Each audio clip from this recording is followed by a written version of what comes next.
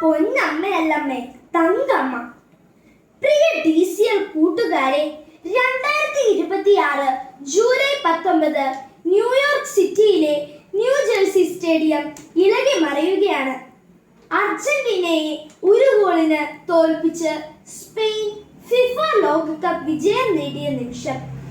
Spain ടീമിന്റെയും ആരാധകരുടെയും വിജയാരവങ്ങൾക്കും അർജന്റീനയുടെയും Messi ഫാൻസിന്റെയും ആർത്തനാദങ്ങൾക്കുമിടയിലൂടെ തനിക്ക് കിട്ടിയ സ്വർണ്ണ മെഡലും കൈയിലുയർത്തി ഗ്യാലറിയിലേക്ക് നോക്കിക്കൊണ്ട് ഗ്രൗണ്ടിന്റെ അരികിലൂടെ ഒരാൾ ഓടുകയാണ്. അയാളുടെ പേരാണ് നിക്കോ വില്യംസ്. ആഫ്രിക്കൻ വംശജനായ സ്പാനിഷ് ഫുട്ബോൾ ടീം അംഗം. ഇക്കഴിഞ്ഞ ജൂലൈ 12 24-ാം പിറന്നാൾ ആഘോഷിച്ചവൻ. മകനെ എന്ന വിളിയുമായി ഗ്യാലറിയിൽ നിന്ന് 2 കൈകളും നീട്ടി നിന്ന മരിയ ആർത്തർ എന്ന അവന്റെ അമ്മയെ കണ്ടതും ഈറനണിഞ്ഞ മിഴികളോടെ നിക്കോ തന്റെ മെഡൽ അമ്മയുടെ കഴുത്തിൽ ചാർത്തി. ചുറ്റും പൊതിഞ്ഞ ചാനലുകളോട് അവൻ പറഞ്ഞു, കളിക്കളത്തിൽ എനിക്ക് വളരെ വേഗം ഓടാൻ കഴിയും, എന്നാൽ എനിക്ക് എൻ്റെ അമ്മയോളം വേഗത്തിൽ ഓടാനാവില്ല. കാരണം ജന്മനാടായ ആഫ്രിക്കയിലെ ഘാനയിൽ നിന്ന് രക്ഷപ്പെട്ട് സഹാറ മരുഭൂമി താണ്ടിയാണ് അമ്മയും അച്ഛനും സ്പെയിനിലെത്തിയത്. അതിനാൽ എൻ്റെ അമ്മയ്ക്കാണ് ഈ മെഡലിന് എന്നെക്കാളും അർഹത. പ്രിയ കൂട്ടുകാരെ, ലോകം കോരിത്തിരിച്ചു നിന്ന അനുഭവ നിമിഷമാണിത്.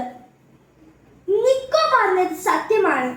വെറും 3 പതിറ്റാണ്ടുകൾക്കും മുമ്പ് ആഫ്രിക്കയിലെ ഘാനയിൽ നിന്നും അഭയാർത്ഥികളായ സഹാറ മരുഭൂമി കാൽനടയായി നടന്ന് സ്പെയിനിലെത്തിയ ഫെലിക്സ് വില്യംസിന്റെയും മരിയ ആർത്തറിന്റെയും മക്കളാണ് സ്പെയിൻ നാഷണൽ ഫുട്ബോൾ ടീം അംഗങ്ങളായ ഇനാക്കി വില്യംസും നിക്കോ വില്യംസും.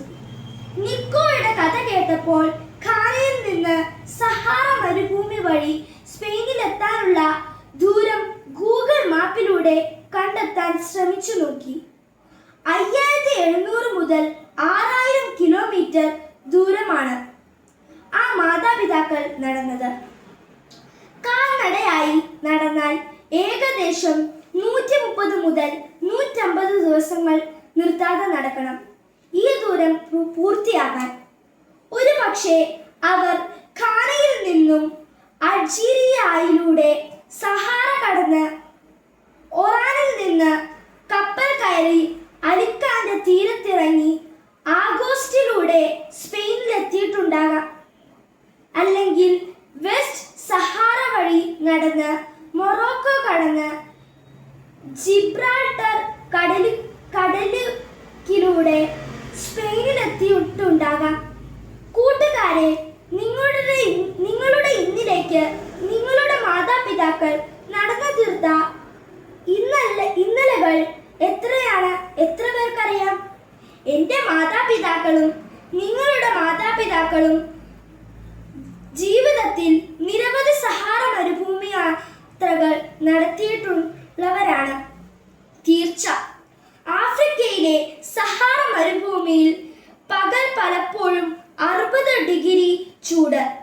ചുട്ടുപൊള്ളുന്ന മണൽപ്പരപ്പിലൂടെ കൊടിയ വിശപ്പും ദാഹവും സഹിച്ച് എത്തിച്ചേരുന്ന കാനാൻ നാട്ടിൽ തേനും പാലും ഒഴുകണേ എന്ന് ഓരോ കിതപ്പിലും പ്രാർത്ഥിച്ച് വിയർത്തൊലിച്ച് നടന്നത് നിക്കോയുടെ മാതാപിതാക്കൾ മാത്രമല്ല, നമ്മുടെയും മാതാപിതാക്കളാണ്. കടബാധ്യതകളുടെയും രോഗങ്ങളുടെയും പരാജയ ഭീതിയുടെയും ജീവിത ഭാണ്ഡങ്ങളുമായി ജീവിതത്തിന്റെ സഹാറ താണ്ടുന്ന നമ്മുടെ മാതാപിതാക്കളുടെ ഈ ജീവിതയാത്രകൾ